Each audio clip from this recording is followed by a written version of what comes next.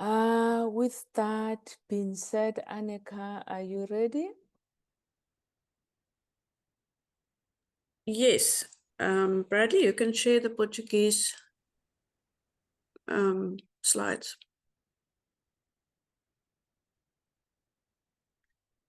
Good morning, everyone. Thank you for joining us.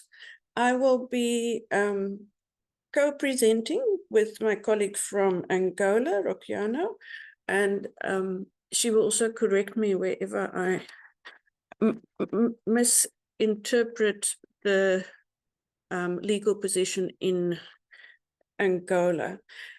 Basically, what we want to talk about today is hate speech itself and whether or not there's any ways in which we can use the law to try and address some of the hate speech. It's obviously a process, but it is very important to, whenever we see hate speech, to tackle it and to not just normalize it, because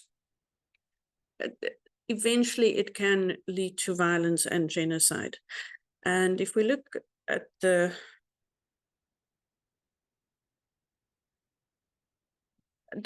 if we think about it, no one is born hating another person.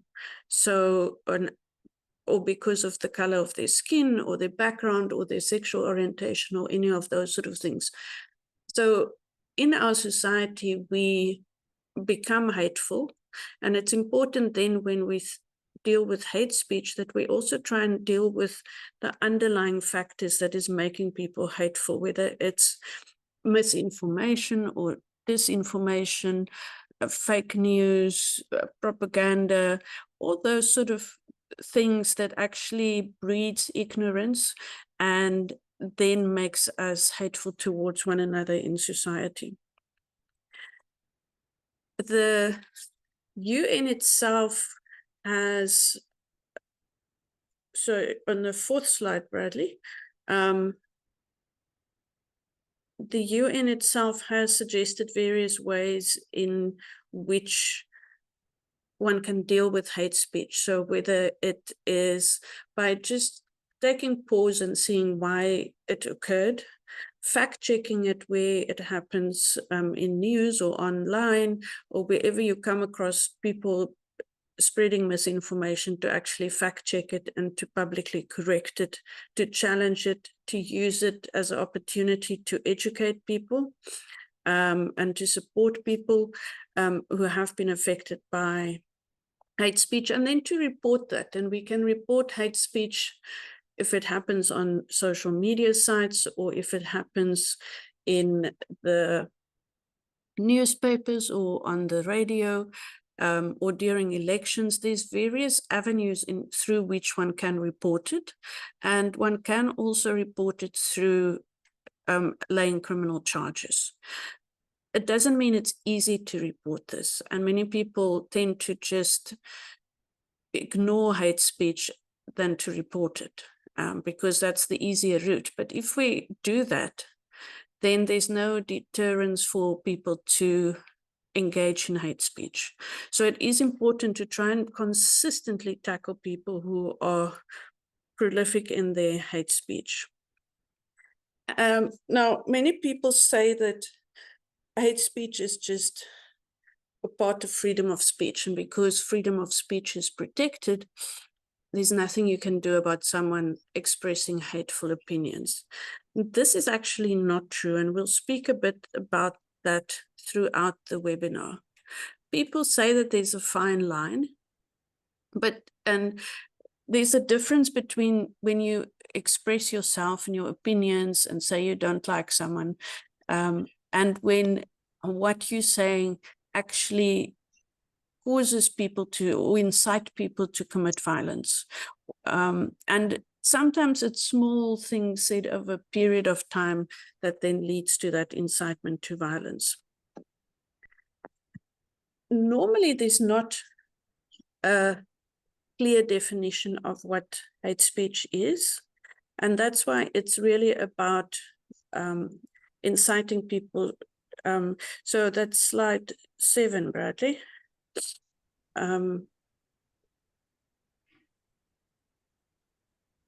Of incitement to discrimination, hostility, or violence. Sorry, let me just double check the PowerPoint so that everyone can see them.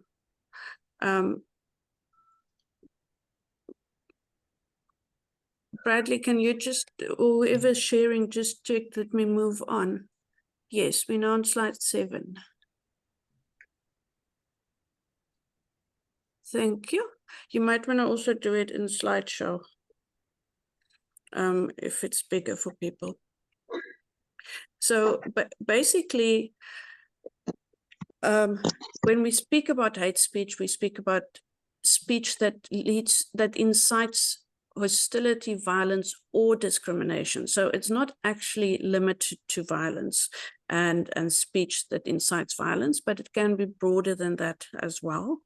And the UN itself says that hate speech is any kind of communication in speech, writing, or behavior that attacks or uses discriminatory language. And it can be on any ground, really. And we all know those sort of grounds. It happens all the time, whether it's hate speech against people based on their ethnicity, their religion, their nationality, where they come from, their gender, sexual orientation, gender identity, any of those sort of factors. There has over there, and I think probably one of the ways in which we have seen hate speech is how it's how women are the victims of hate speech, just for being women, and how men over years through misogyny have actually encouraged this thing that one can say, yeah, but a woman who wears a short dress can be raped, all those sort of things that actually encourages violence based on discrimination against a particular group. And it's really normalized in our society. So when we talk about the laws today, we're not going to talk about laws where you criticize the state. That is not hate speech. That is criticism of the state. And really, we would want people to have freedom of speech when they speak about the state or the president or any of those sort of things. What we're speaking about today is more hate speech against communities or specific groups of people. So slide 9, Bradley. So hate speech can be any form of expression. It can include images, cartoons, memes, objects, gestures, symbols, anything really that people know is hateful, is discriminatory, and it can be based on any identity factors, as I've mentioned before. So the constitution itself in Angola protects people, specifically says that everyone is equal under the law, and that people shouldn't engage in acts that jeopardize social harmony or create discrimination. And this is very important, that the Constitution itself makes a link between how discrimination fosters an unequal society and a society in which there's more violence.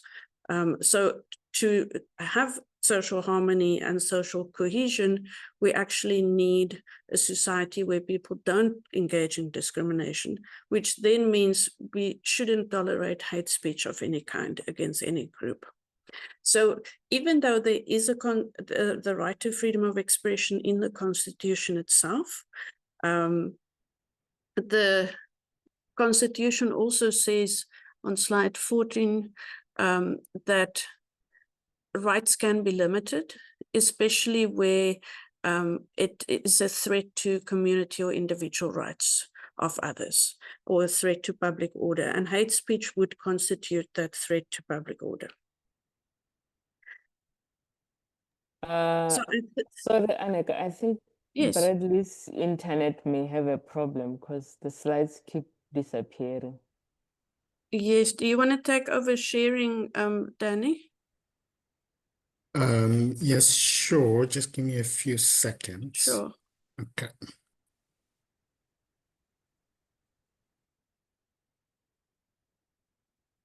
Sorry, everyone.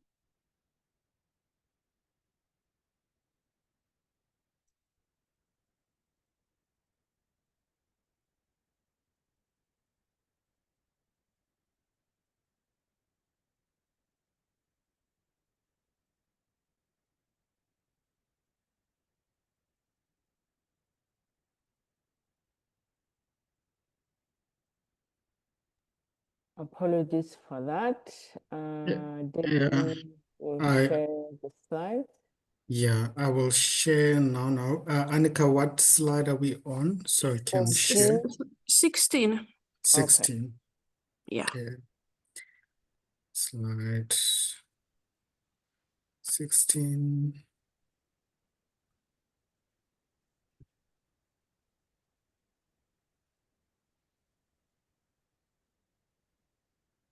It's the beauty of having bad internet in our region Yeah.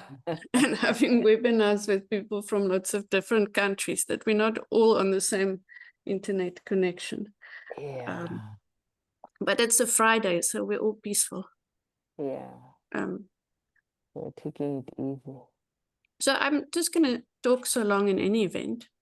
I think, just like I mentioned, that what we need to do is we need to stop normalizing hate and normalizing hate speech.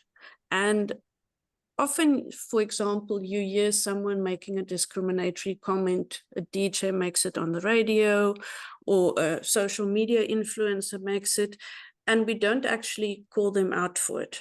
And those people might be so influential that when they say discriminatory things and we don't call them out for it, then we ourselves allow that hate speech to become normalized. So it's just worth thinking about how we actually all stand together and how we all try to intervene when there is hate speech. And sometimes if we come across specific acts of hate speech where people incite discrimination and violence against groups based on any identity, I think it's worth having a meeting in one's country and strategizing about, okay, what are we going to do as concerned organizations about this that happened now? How will we call it out? How can each of us do that so that there's many voices that show that people do not tolerate hate speech? So on the next slide, just showing you the various offenses we will briefly speak about today. And if you go to the next slide, we are going to speak a bit about, we're mostly going to look at offenses that are created through criminal laws. But I just want to mention that very few people have challenged hate speech by going to the courts to ask for compensation. But there could be ways in which it might be possible to do that, especially if hate speech is committed against a group of people in a way that makes them fear their lives and feel endangered, and which affects their reputation and their dignity. So I'm just flagging this because it might be something one want to look out for in the future if the right case arises. Obviously, it's not easy to go to court because it does cost money and it takes a lot of time. So I'm going to hand over to Rokiana on slide 22. Sorry, not 22, 23. And she'll take us further on some of the laws in Angola. Rokiana?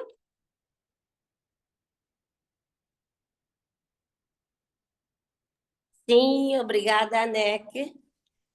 Dando continuidade, estamos a falar um pouco daquilo que é o quadro jurídico nacional angolano em relação, então, às questões ligadas aos discursos e crimes de ódio. Como nós sabemos, muitas vezes esses discursos de ódio são camuflados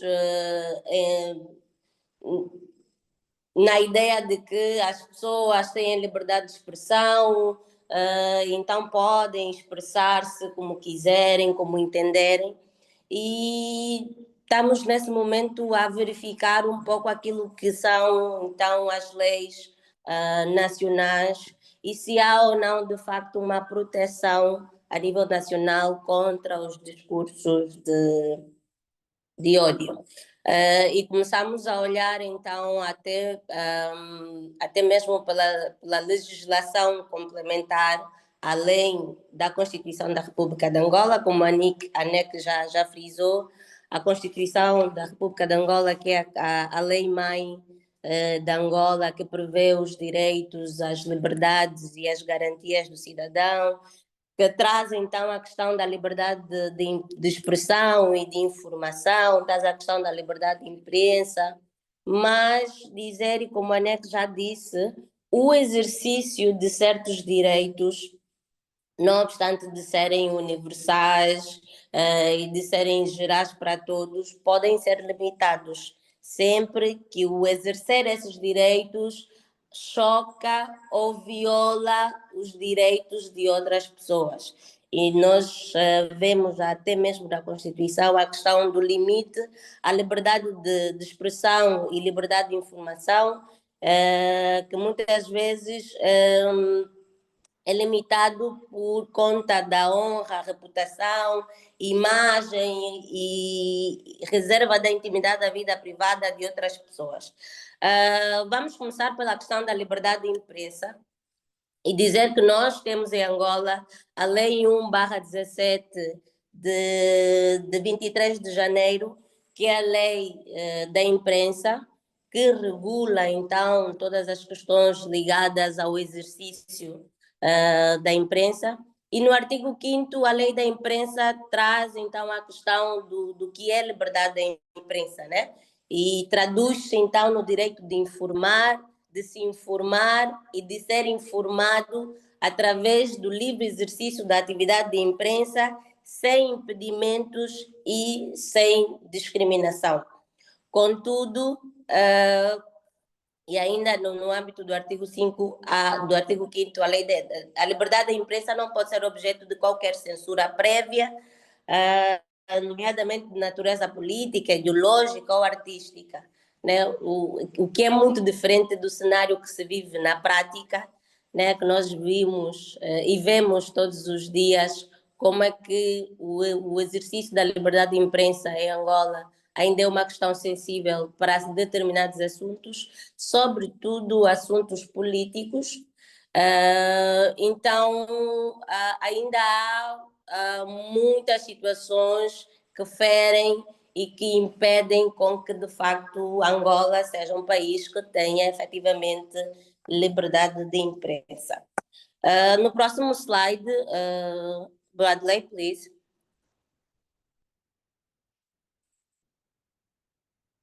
Temos então a questão de como é que o exercício da liberdade de imprensa deve ser efetivado, né?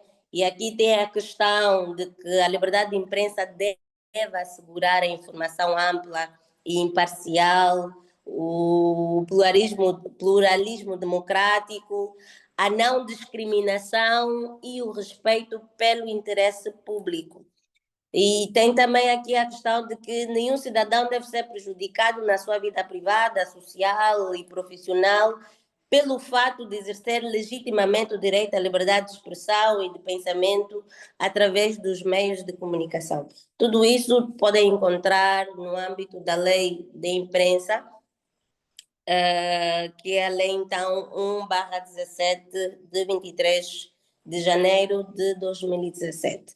Mas, como estava a dizer, o exercício de certos direitos podem ser limitados e a liberdade de imprensa também tem limitações. E as limitações são aquelas que decorrem da Constituição e da lei, que muitas vezes se circunscrevem nos princípios, valores e normas fundamentais previstas na Constituição.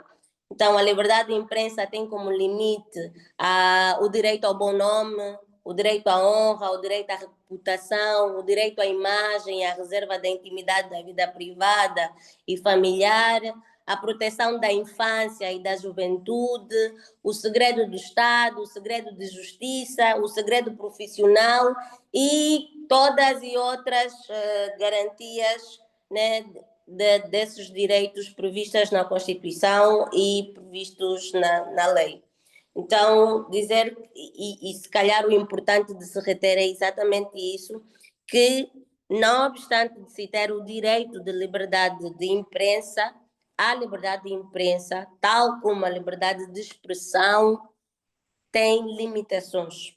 Exercer esses direitos pressupõe entender que esse exercício não pode chocar, não pode ofender, não pode pôr em causa a dignidade da pessoa humana, os direitos legítimos das outras pessoas.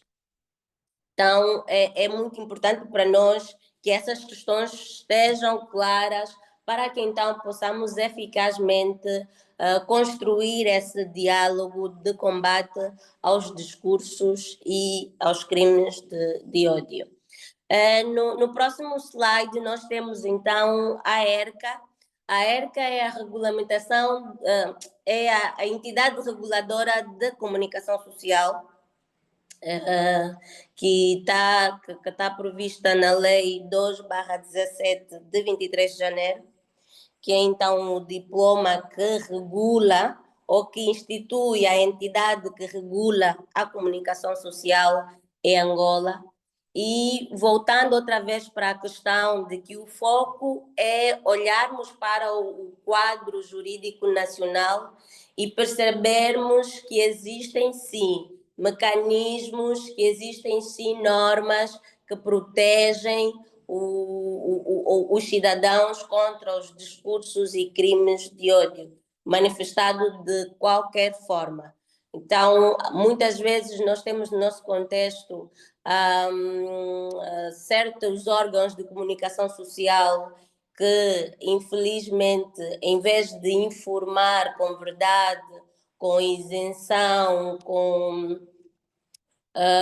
imparcialidade, acabam muitas vezes por trazer notícias a público que instigam o ódio, que instigam a discriminação contra determinados grupos e muitas vezes as pessoas não têm noção de que as leis que regulam a comunicação social não são a favor desse tipo de notícias, não são a favor desse tipo de informação e que a liberdade de imprensa, tal como a liberdade de expressão, pressupõe então o respeito pela dignidade das pessoas, pressupõe o respeito pelos direitos das outras pessoas e que exercendo a liberdade de expressão e a liberdade de imprensa, colocando em causa esses direitos legítimos de outros, as pessoas estariam então numa situação de ilegalidade e, para muitos casos, numa situação até mesmo de crimes.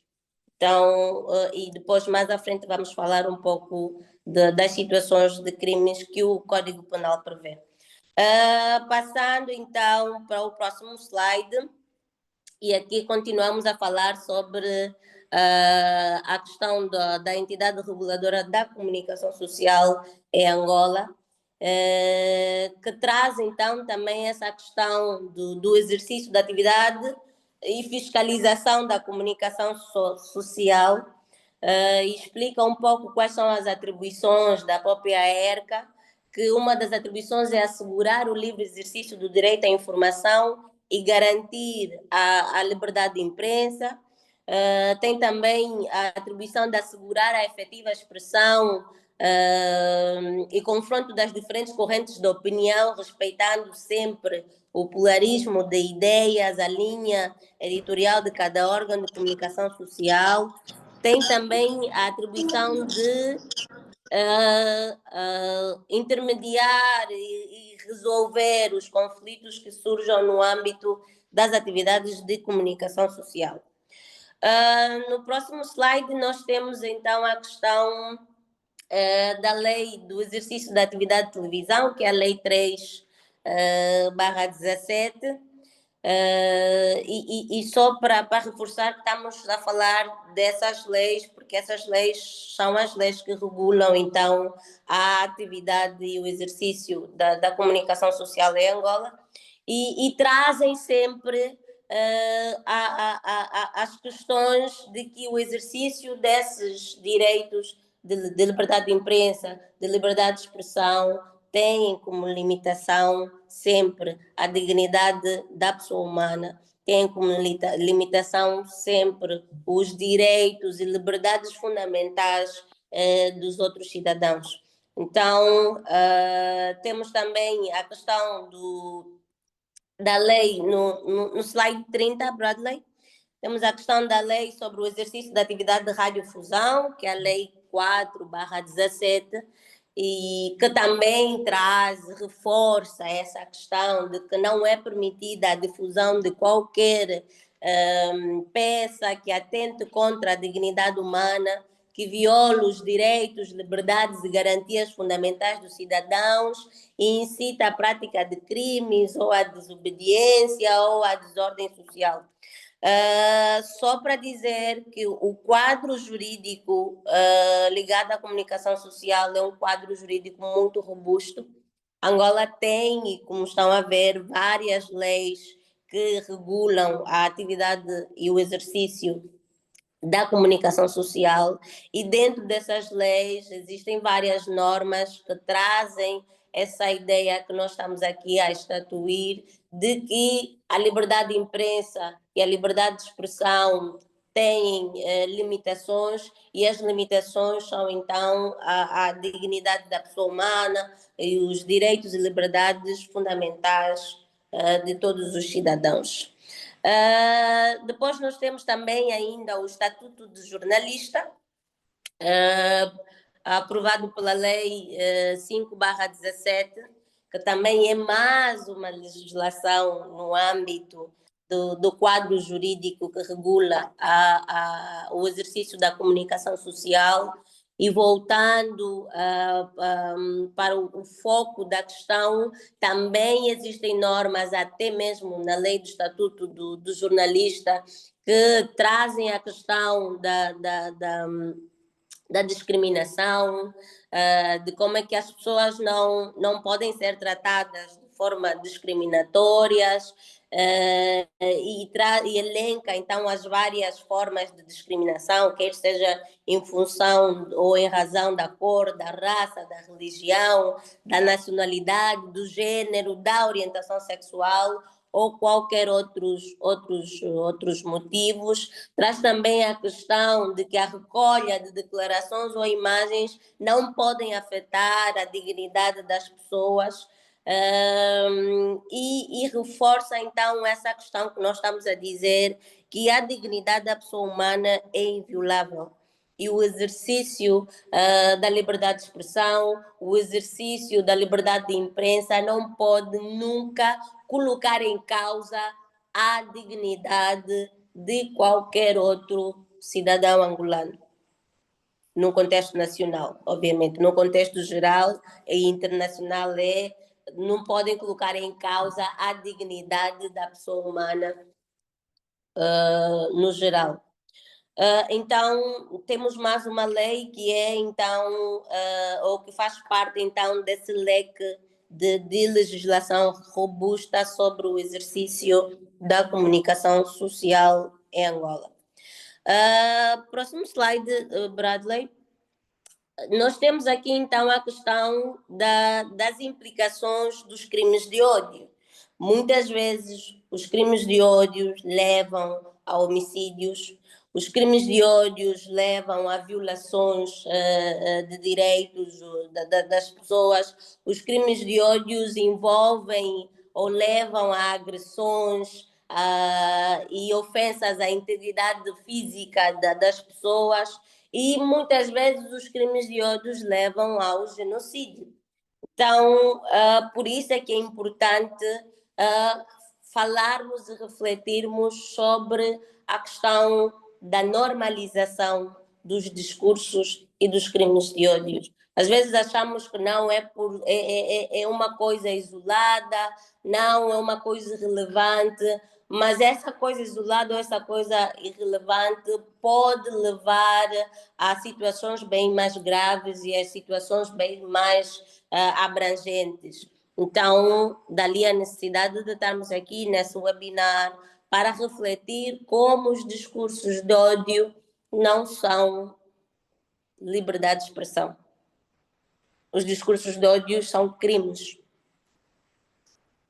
E muitas vezes estão na base de vários outros crimes que são cometidos. Há muitos crimes que têm como fundamento o ódio por um grupo de pessoas ou por uma pessoa específica, em função das suas características, em função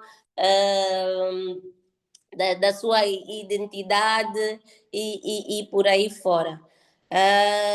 E nós, no nosso Código Penal, também encontramos normas que proíbem os crimes de ódio. E vamos passar a ver então a partir de agora. A Bradley pode passar. Nós temos a questão do artigo 170 do Código Penal, que fala sobre a ameaça, e traz aqui então a questão do crime da ameaça, que muitas vezes é cometido no nosso contexto por quem, por qualquer razão ou por qualquer meio, ameace seriamente outra pessoa da prática de um crime contra a sua integridade física, a sua liberdade, os seus bens, e isso está previsto no artigo 170 do Código Penal. Traz então a questão aqui: quem por qualquer meio ameaçar gravemente outra pessoa de cometer um crime contra a sua integridade, a liberdade pessoal, liberdade sexual, autodeterminação sexual ou bens, é então punido com pena de prisão até 1 ano ou com a de multa até 120 dias.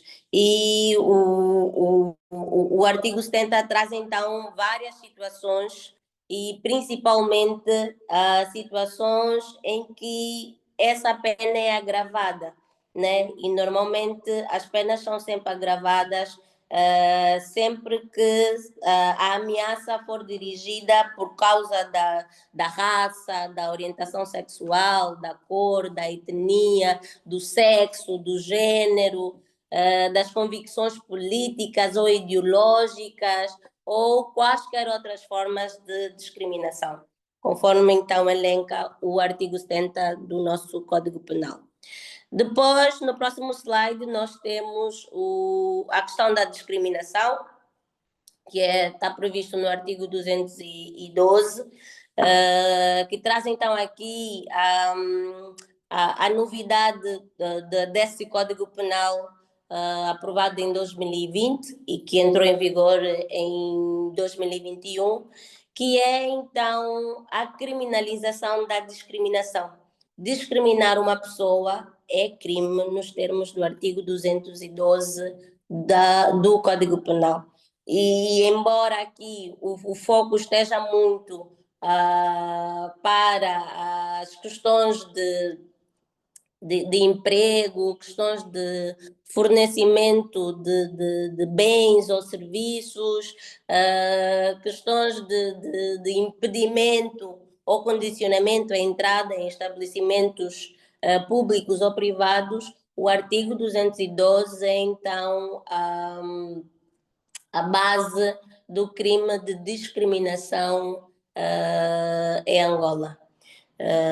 E o artigo é muito claro e traz também a questão dos fundamentos de discriminação que são sempre a raça, a cor, a etnia, o sexo, a orientação sexual, as convicções políticas ou ideológicas, qualquer que seja o fundamento, discriminar uma pessoa pressupõe recusar contrato de emprego, pressupõe recusar ou condicionar o fornecimento de bens ou serviços, pressupõe impedir que certa pessoa exerça atividade econômica, pressupõe punir ou despedir um trabalhador, pressupõe impedir ou condicionar a entrada de uma pessoa a um estabelecimento público ou privado. Todas essas ações tiverem como fundamento as características da pessoa, então estamos diante de um crime de discriminação que também é previsto e é punível nos termos do artigo 212 do Código Penal.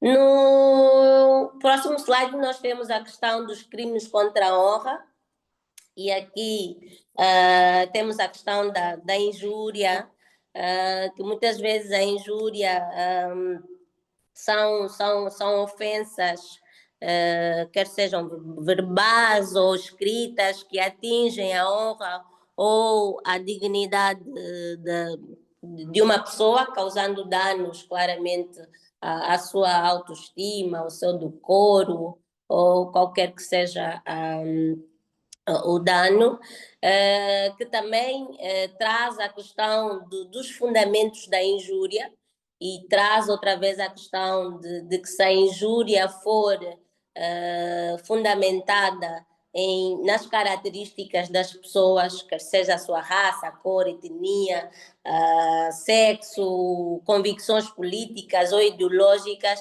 também conta com uma circunstância agravante nos termos do artigo 213 do Código Penal. Depois nós temos o artigo 214, que fala da questão da difamação, e eu costumo dizer aqui no nosso contexto, se tivéssemos que processar toda a gente que nos difama, eu acho que seríamos muito ricos, principalmente se forem processos civis, né, em que se pede indemnização, porque mas é muito constante a difamação em Angola. E poucas pessoas têm informação dos mecanismos que estão ao seu dispor para então combater a questão da difamação. A difamação é crime nos termos do artigo 214 e traz aqui a questão da imputação a alguém de um facto que ofende a sua honra, o seu bom nome, o seu decoro, ou qualquer outro tipo de dano também. E tem então aqui também a questão dos fundamentos da difamação. E voltando aqui para realçar que essa questão dos fundamentos também é uma circunstância agravante nos crimes de difamação. Sempre que a difamação tiver como base a raça da pessoa, a cor, a etnia, a condição física ou psíquica, as crenças ou as ideologias políticas ou qualquer que seja a causa de discriminação, também conta com uma circunstância agravante prevista e punível nos termos do artigo 214 do Código Penal. E depois temos o último crime dos crimes contra a honra, a calúnia, que também é muito comum no nosso contexto, que tem a ver com a imputação falsa da prática de um facto a alguém. Sempre que alguém nos acusa que fizemos algo que não fizemos ou que praticamos alguma coisa que não seja verdade, pode então ser tipificado como calúnia, que também está prevista e é punível nos termos do artigo 215 do nosso Código Penal.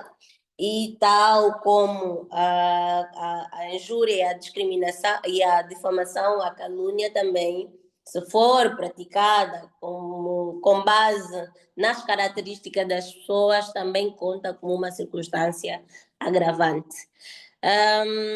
E depois, próximo slide, Bradley.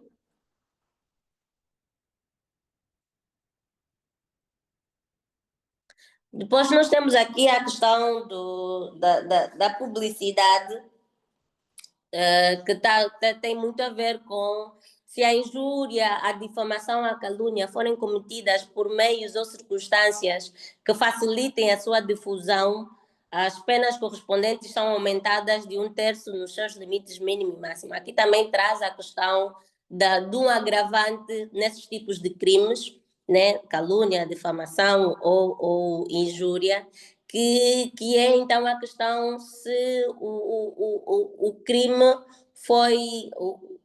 foi difundido, né? Foi expandido. Muitas vezes nós temos visto, principalmente nas redes sociais, várias situações de calúnia, de difamação, que saem até do controlo de quem comete esses crimes, né? Você se coloca, se fala mal de alguém nas redes sociais, aquilo tem uma repercussão absurda, uma repercussão ampla. E então o artigo 216 está a dizer que se o crime for difundido dessa forma, então também conta como uma circunstância agravante, né? Porque já não é só uma pessoa que acha mal de ti, são os milhares de seguidores nas redes sociais que terão aquela impressão, e obviamente que o impacto desses crimes é maior, né? O dano que ele causa é maior. É uma coisa é uma pessoa achar que você é gatuno ou feio ou sei lá o quê, qualquer outro tipo de formas de difamação ou calúnia. Outra coisa é 300 mil pessoas nas redes sociais acharem isso, outra coisa é 1 milhão de pessoas no TikTok achar isso. Então, a difusão, à medida que o crime vai se expandindo, isso conta como uma circunstância agravante. Depois nós temos também na questão do Código Penal, ainda nessa senda da injúria, difamação e calúnia, a proteção, então, à memória das pessoas já falecidas.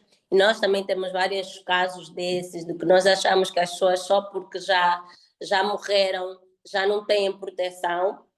Na verdade, o nome dessas pessoas já falecidas ainda é digno de proteção no nosso contexto, e o Código Penal, então, traz essa questão da proteção contra o desrespeito às pessoas já falecidas.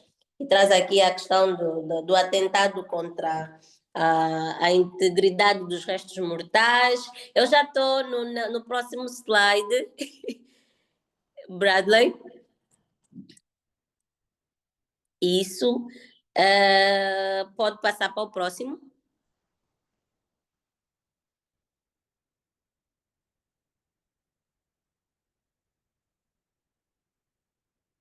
Sim, então tem aqui a questão do atentado contra a integridade dos restos mortais, a profanação dos cemitérios, né, ou dos lugares de funerais, e tem também aqui a questão que também existem circunstâncias agravantes, e isso é importante dizer, que mesmo nessas questões dos crimes contra o desrespeito às pessoas já falecidas, há também o agravante que nós vimos nos crimes de difamação, calúnia e injúria, que é se esses desrespeitos que se cometem contra o nome, a imagem de pessoas já falecidas tiverem como fundamento as características dessa pessoa já falecida, seja a raça, seja a cor, seja a etnia, seja as convicções políticas ou ideológicas que a pessoa enquanto viva tinha, seja qual for a orientação sexual, o gênero da pessoa, seja qual for, se descobrir que a motivação desse desrespeito tem a ver com essas características pessoais da pessoa, então também conta como uma circunstância agravante.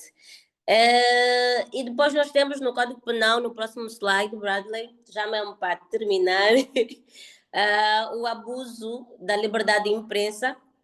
O Código Penal tipifica como crime o abuso da liberdade de imprensa, Então, e traz aqui a questão de comete o crime de abuso da liberdade de imprensa quem, com a divulgação de informações, incitar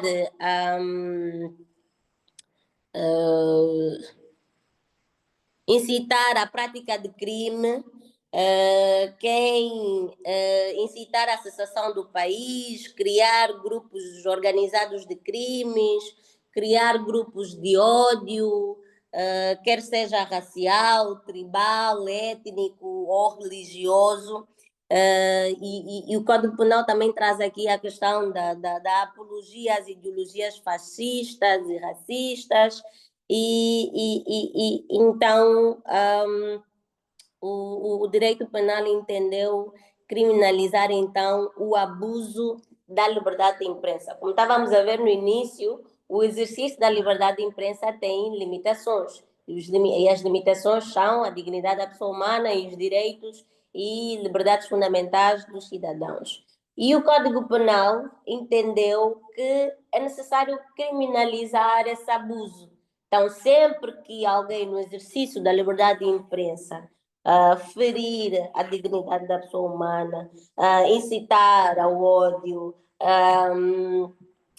criar então grupos de ódio, incitar a secessão do país, incitar o crime, estará então a abusar dessa liberdade de imprensa, e isso é um crime previsto e punível nos termos do artigo 224 do Código Penal. Passando, Bradley, nós temos também no grupo, no grupo de crimes que estão no Código Penal, os crimes contra a paz. E aqui nós temos a tipificação específicas de crimes de incitação ao ódio contra um povo e a apologia à guerra, que está então previsto no artigo 377 do Código Penal. E traz então aqui a questão de quem incitar repetida e publicamente ao ódio contra um povo com o objetivo de iniciar uma guerra é punido com uma pena de prisão de 1 a 8 anos. Então, na mesma pena incorrem quem, pela mesma forma, fizer a apologia da guerra contra um Estado ou contra um povo. Então, nós temos no nosso Código Penal crimes específicos de incitação ao ódio. E este é um desses crimes. Então, a incitação ao ódio contra um povo é um crime previsto e punível no nosso Código Penal, nós estamos no artigo 377. Depois nós temos, ainda na mesma senda dos crimes contra a paz, o incitamento à discriminação, previsto no artigo 380 do Código Penal, que também traz a questão do ódio, que é quem em reunião, lugar público ou através de qualquer meio de difusão ou comunicação com o público, incitar ao ódio ou a atos de violência contra uma pessoa ou um grupo de pessoas em razão das suas características, quer sejam raça, cor, etnia, sexo, crenças, religião, orientação sexual, estará então a cometer o crime de incitamento à discriminação previsto e punível nos termos do artigo 380 do Código Penal. Então, nós temos no nosso contexto crimes específicos que tratam a questão do ódio. Depois, no próximo slide, nós temos os crimes nos crimes contra a paz, a questão do genocídio, que não é uma coisa muito comum no nosso contexto, mas é importante dizer que o nosso Código Penal já prevê esse tipo de crime e traz aqui no artigo 381, então, as características de um genocídio, que tem muito a ver, então, com uma ação concertada e com a intenção de exterminar ou destruir parcialmente um grupo nacional, étnico, racial ou religioso, e é punível, então, nos termos do artigo 381. No próximo slide, nós temos, no âmbito dos crimes contra a humanidade, nós temos a questão de um tipo de crime que, né, envolve, então, um ataque generalizado ou sistemático contra determinada população, num contexto de conflito armado, interno ou internacional, e traz aqui a questão na linha G da perseguição por motivos políticos, ideológicos, raciais, étnicos, culturais e por razões de nacionalidade, gênero, religião, doença e sexualidade. Então, o nosso Código Penal traz, então, todo esse leque de normas que penalizam, que desincentivam os discursos e os crimes de ódio e trazem tipificações específicas de crimes em que envolvem, então, as questões de ódio e violência baseada em ódio.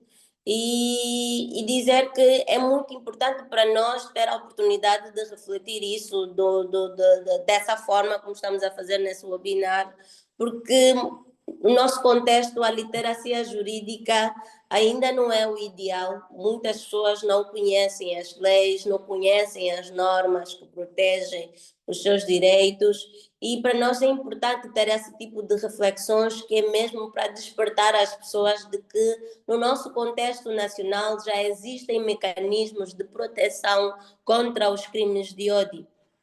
Estão aqui no Código Penal. E depois nós temos então, Bradley, no próximo slide, só para terminar já, só explicar um pouquinho da questão das circunstâncias relevantes para a determinação da medida da pena. Como nós vimos em todos os crimes que citamos aqui, contava como circunstância agravante o fato dos crimes terem sido cometidos por causa de algum tipo de discriminação. E o nosso Código Penal trouxe isso de uma forma tão intensa que foi repetindo nas várias normas essa questão de que se o crime for cometido com base na raça, na orientação sexual, na crença, na religião, nas convicções políticas ou ideológicas, ou na condição de saúde da pessoa, ou qualquer outra forma de discriminação, isso conta como uma circunstância que agrava a medida da pena. Se uma pessoa comete um crime e se prova que esse crime foi cometido por conta de uma dessas formas de discriminação, se a pessoa estava para levar só 1 ano de prisão, essa circunstância agrava essa pena para mais 6 meses, para mais 1 ano, dependendo da determinação do juiz, obviamente. Mas o facto é que conta como uma circunstância agravante qualquer tipo de crime ser cometido por conta de uma das formas de discriminação que o Código Penal traz aqui. Então, só para respeitar o tempo, eu acho que da nossa parte, tendo em conta o quadro jurídico angolano, são essas as normas que queríamos realçar. Existem muitas outras, mas essas são as principais que entendemos realçar, que é então para solidificar esse exercício de refletir sobre os discursos de ódio no contexto angolano. Obrigada, Anek, passo a palavra para si.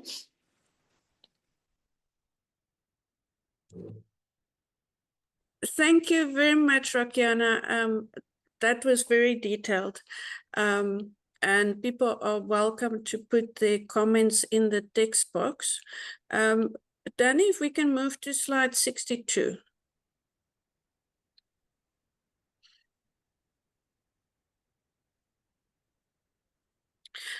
So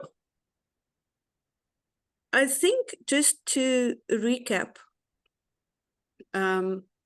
we've spoken about hate speech and how it's behavior, it includes behavior that threatens or dehumanizes, attacks or degrades people based on certain attributes. And those attributes can be very broad. It's not exhaustive. And the difference between Angola and many other countries is that, as Rokiana explained now, the laws themselves are quite broad in the groups that are protected, which is great. And it's something that other countries should also reform their laws to be more inclusive. So there's a lot of space in Angola's laws to actually take up hate speech. And sometimes you don't necessarily want to go to court or to the police, but we can make statements saying people should stop doing something because it amounts to this crime. So that in itself will start creating discussions about the fact that the law doesn't tolerate hate speech. So there is also a way in which one can report hate speech on various social media platforms.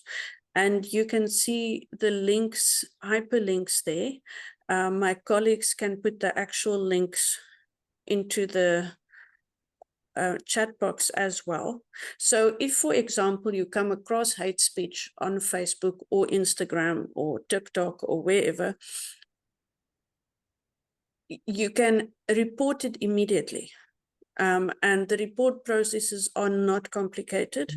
And it's really worth going online and to these sites and trying to report them and see that they can be removed, because the problem also is that the more there is hate speech on the internet, the more it increases on our search engines and on our what we see on social media. So we do really want to have it taken off whenever we can and whenever we come across it. At least complain so that one can start building up a paper trail on those complaints. And if social media company or a newspaper then doesn't deal with the complaint or does not take it seriously, one can then think about other actions against those companies, whether it's through the courts or whether it's through advocacy against them and against the fact that they're not taking hate speech seriously. We know that social media is particularly used during election times to promote hate against a whole range of groups. And we do need to pull that out when we do see that it happens. So I think in addition to all the laws, let's also then use the other methods available to us. And that includes, for example, complaining. Some newspapers would have a place where you can complain to, some radio stations would be, but you could also just directly complain to whoever's in charge. But it's important to get those things out there. And then I think finally, on the next slide, I will just conclude the presentation so that we can actually have a bit of discussion. We want there to be free speech. We want people to say what they want to say, but that shouldn't mean that we ever tolerate hate speech. And I think there's that distinction, and we should call it out whenever we see it. Yes, so with that, I'm going to hand it over back to Anna, who will then facilitate the discussion.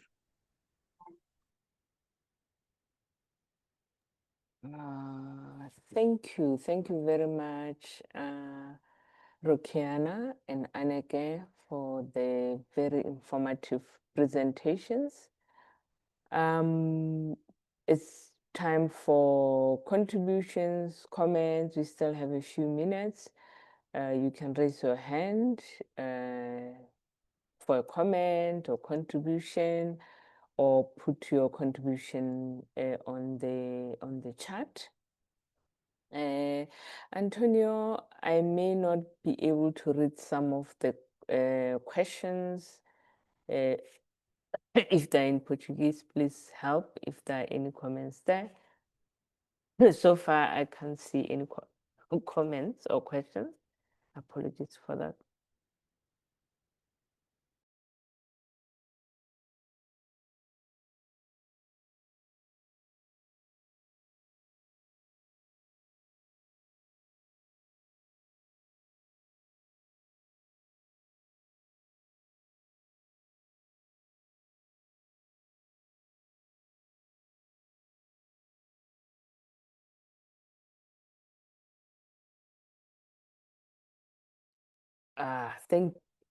Yes, I could hear you. Thank you very much. Definitely the slides would be sent.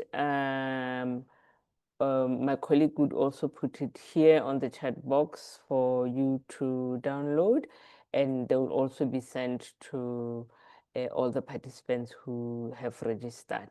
Thank you very much.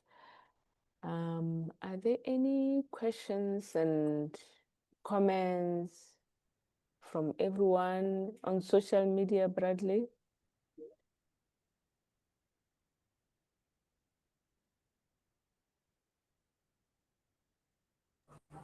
There's nothing on social media. Okay. Right. Any last comments from the presenters? If there are no comments from I would like to ask a question to Rokiana, actually. If someone encountered hate speech and they feel that one of the crimes that was mentioned today were committed, and they go to the police station and the police doesn't assist them, what would you advise should they do at that point? And also just linked to that, if you are in a marginalized group, it might be hard to go to the police station on your own. Is there a human rights commission you can rather complain to, or can people make complaints even if they themselves are not directly affected? If I see someone commits hate speech, but it doesn't affect me, but can I go lay a criminal charge against that person? Thank you, Anneke. And maybe before Rakiana responds to the question, I've seen that there's quite a lot of many laws that could be used around hate speech. So I'm just wondering if the Angolans here are thinking, do we need a specific hate speech law to address hate speech, or the laws that are already there are adequate? And if, for example, there is a case before the courts, do you think that the magistrates or the courts are likely to package it as hate speech or just violence against, and not see it as hate speech? Rukiana?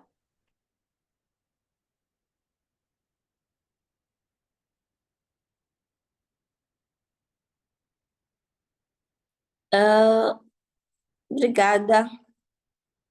Olhando para a questão do exemplo, se uma pessoa que sofreu algum tipo de crime, de ódio, for para uma esquadra fazer a queixa e não conseguir, o que é que pode fazer?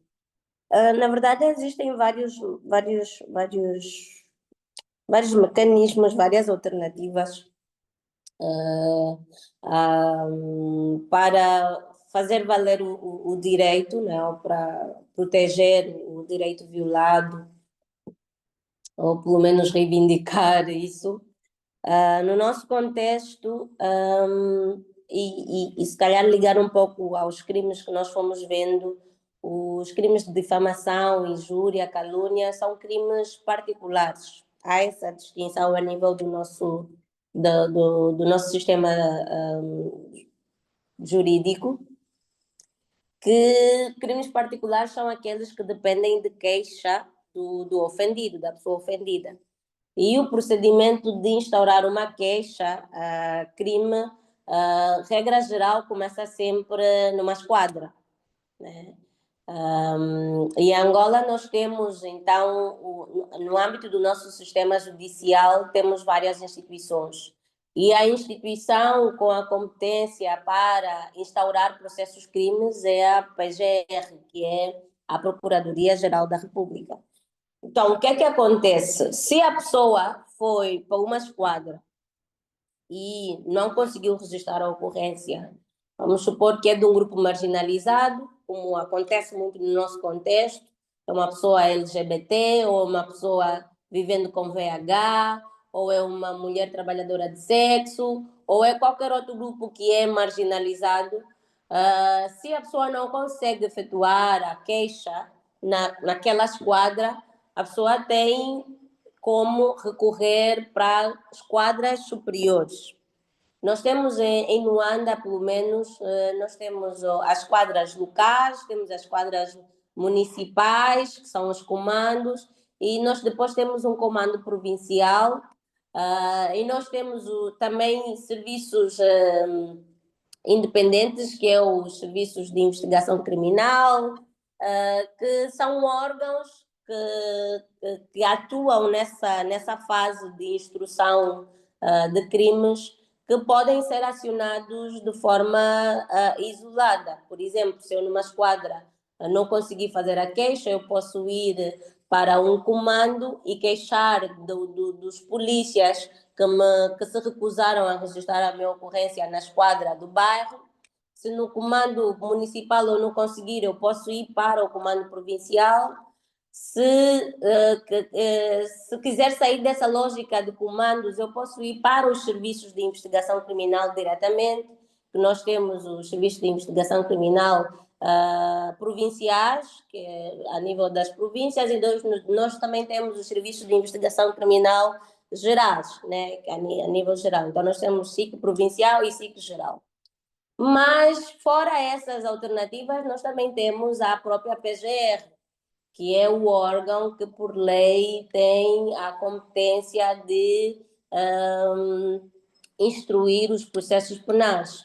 Então, eu posso ir diretamente fazer uma queixa à Procuradoria-Geral da República, né, do crime e até mesmo da recusa, porque recusar registrar queixas pode entrar no âmbito da denegação de justiça, que também é crime no nosso contexto e é inconstitucional, inclusive.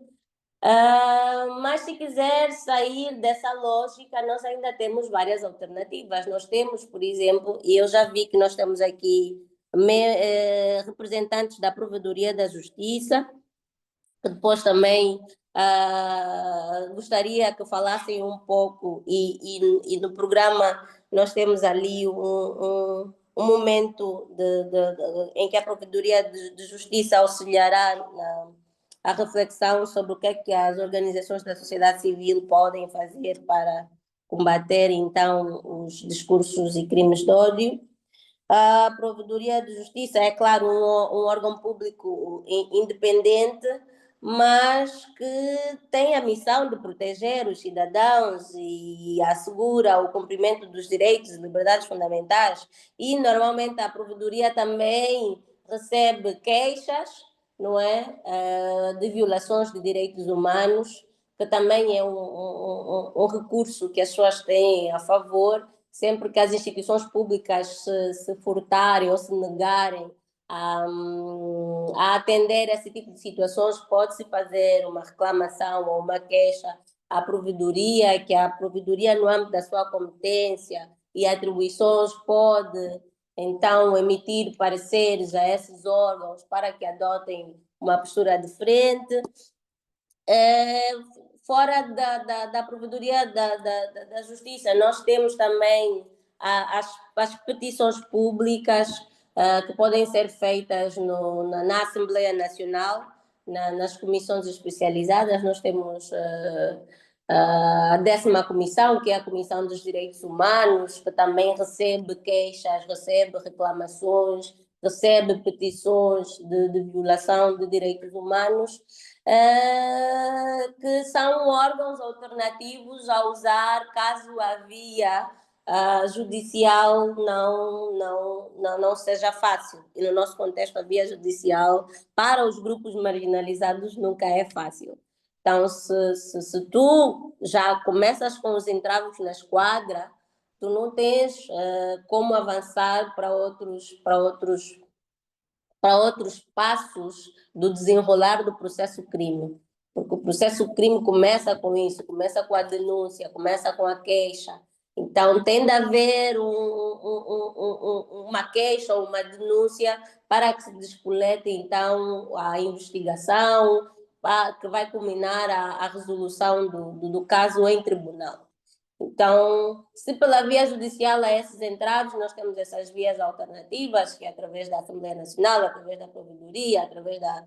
a PGR está ligada claramente à via judicial, que são, então, mecanismos que estão ao nosso dispor, pese embora não são amplamente divulgados, e por conta também, vou voltar a frisar, da falta de literacia jurídica da nossa sociedade, muitas vezes as pessoas não acionam essas alternativas para reivindicar e defender os seus direitos e interesses legalmente protegidos.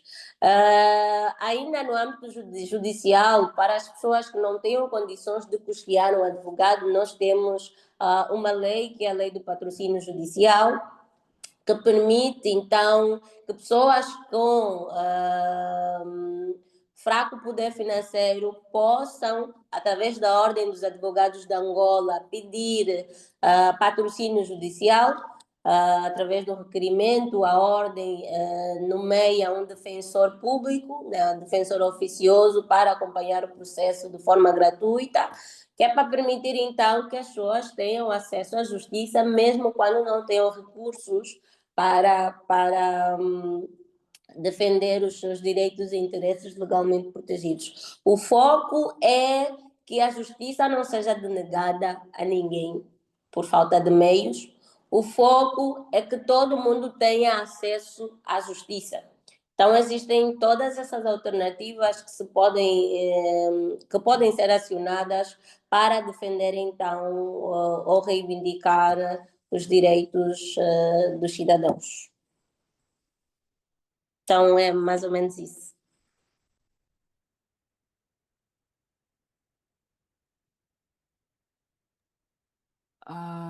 Thank you very much. Thank you very much, Rekiana, for that explanation. I see Ana Ferreira there. I don't know if it's a question or a comment, Antonio.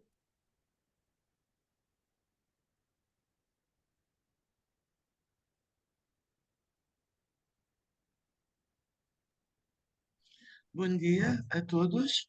Eu sou Ana Ferreira. A todos e a todas. Eu sou Ana Ferreira, do Movimento Cívico Mudei. Acabei só de fazer uma apresentação do movimento no chat. Estou seguindo atentamente o desenrolar do nosso encontro.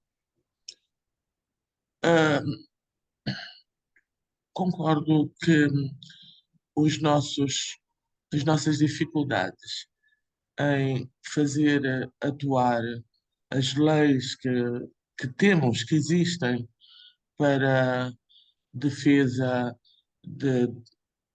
das vítimas de discursos de ódio e de discriminação é muito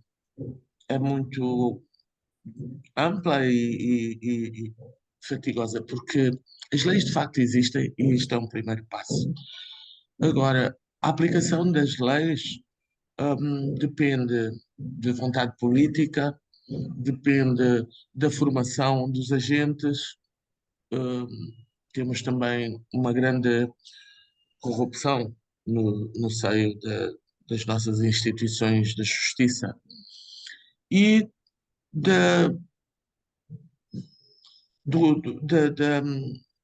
digamos, da força que a opinião pública e os cidadãos em geral reunidos podem fazer, da pressão que podem exercer sobre essa exigência de legalidade. São tudo passos que vamos ter que coletivamente dar, mas o que importa, eu acho que é, como foi frisado, não normalizar, absolutamente não normalizar, não aceitar os discursos de ódio que são atualmente tão presentes e são tão aceitos nas redes sociais, inclusive nas comunicações institucionais por altos funcionários, nacionais e internacionais. Todos os dias temos exemplos disso. Não podem ser aceitos e normalizados. Temos sempre de denunciar, temos que sempre criticar, refletir, expor. É o mínimo que podemos fazer coletivamente. Depois, pressionar e sempre pressionar, denunciar às instituições de justiça que podem punir os autores dessas ações. Mas o trabalho é muito grande. Quer dizer, eu penso, por exemplo, ontem, o presidente americano recebeu os estadistas africanos e perguntou ao presidente da Libéria como é que ele falava um inglês tão bonito, uma coisa tão evidentemente racista em relação a um presidente africano cuja língua oficial do país é o inglês. E ele disse, normalmente, televisionado para todo o mundo, não pediu desculpas.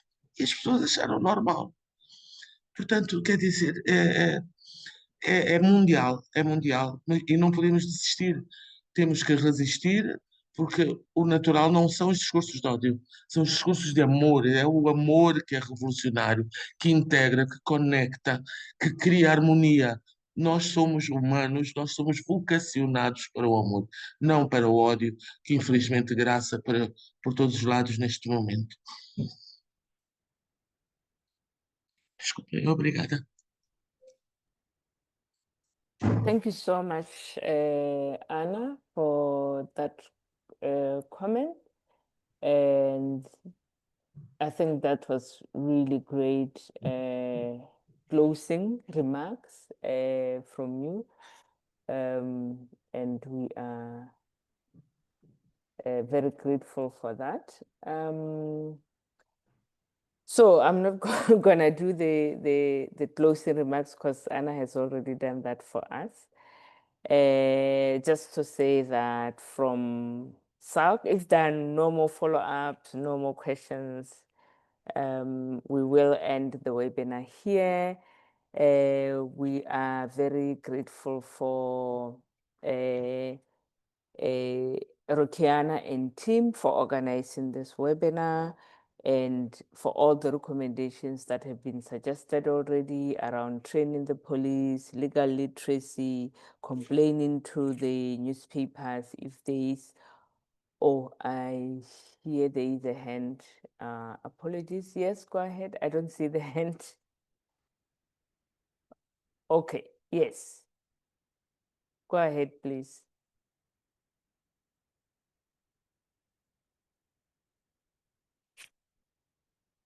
Alone?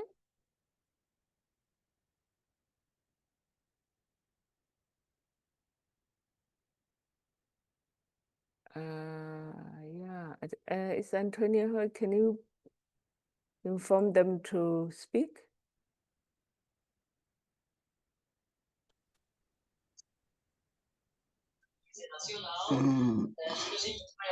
Conseguem ouvir-me? Bom dia a todos e todas e todos também.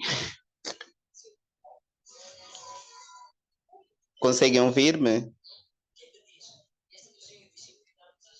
Yes, Olá. yes, go ahead.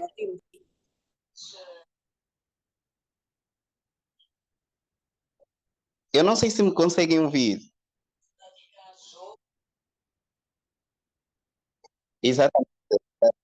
Exato, vou ser um pouquinho mais pragmático.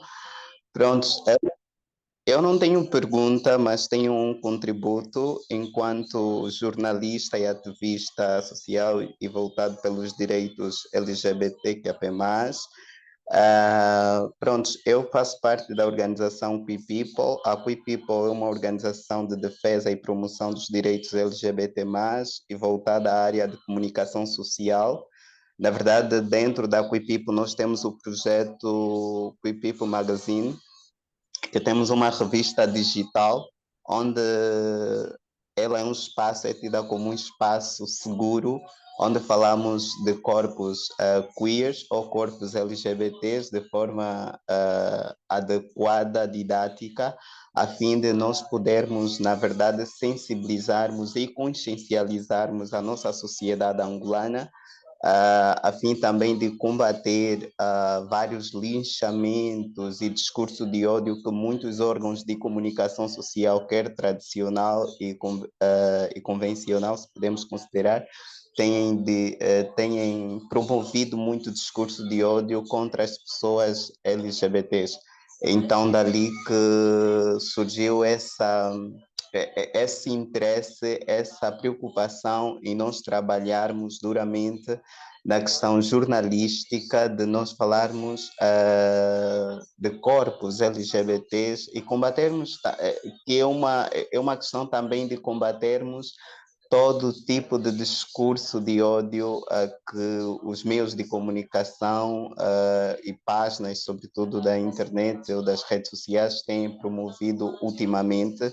E, infelizmente, nós em Angola temos notado vários portais de comunicação que têm promovido muito discurso de ódio contra as pessoas LGBTs. E nós também, enquanto revista, ainda não temos um engajamento tão amplo que pretendemos, não temos ainda tão amplo, mas ainda consideramos que o alcance tem sido bom, satisfatório em um dado período de tempo, ou tem sido satisfatório até agora, porque felizmente, posso considerar assim, felizmente temos notado também pessoas na nossa sociedade que já têm sido sensibilizadas e consciencializadas quando se deparam com os nossos conteúdos, sobretudo nas nossas redes sociais, que é o Facebook, Instagram, temos também o nosso site e pronto, também temos ali as outras redes sociais, o Twitter, né? E que as pessoas sempre nos dão um feedback que agora sabem como tratar uma pessoa LGBT de forma respeitada, de forma educada e de forma humana. E isso nos alegra tanto como jornalistas que somos, nos alegra tanto e infelizmente também temos encontrado às vezes algumas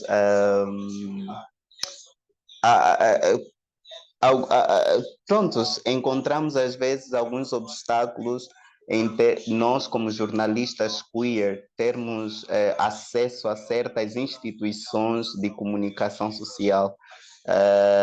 Ainda sentimos essa rejeição por parte de certas instituições quando vamos para fazer criarmos alguns laços de afinidade de trabalho, sobretudo, a fim de nós estarmos mais por dentro, né?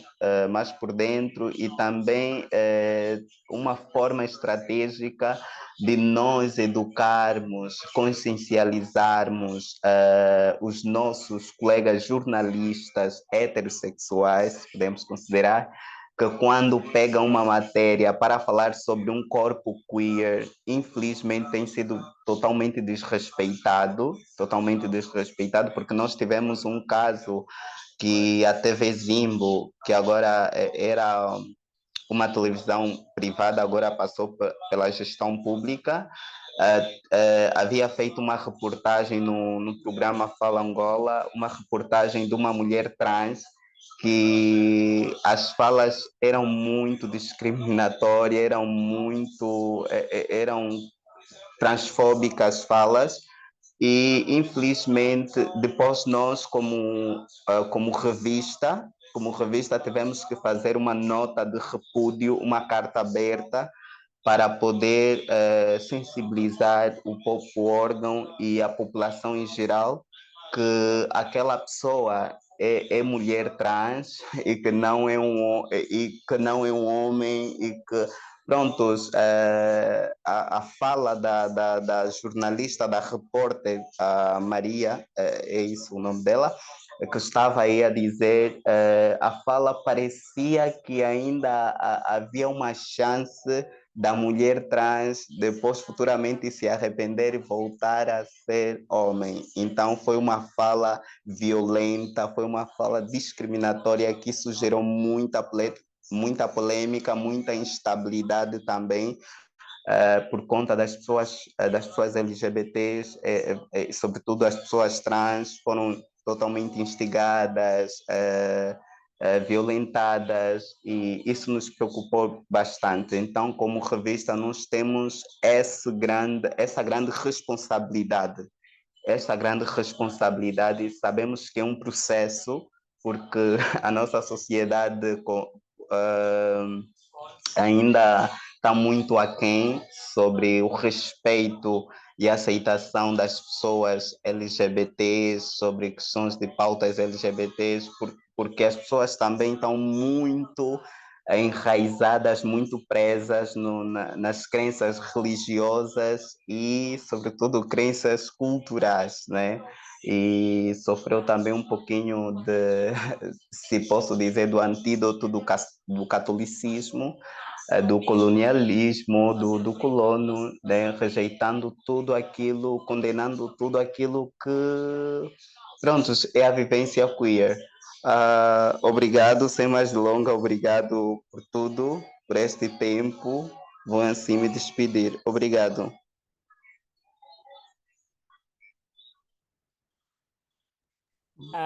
Thank you very much for that contribution, and thank you for nicely wrapping up the webinar with some of the experiences that the reporters, the media are going through, and thank you for the actions that you have taken. Right, we have come to the end of the webinar. Thank you to all our participants and everyone who participated. Like I said, we will send the presentation through to the emails, all the participants who have registered. Thank you so much and have a nice day. Enjoy your weekend. Bye.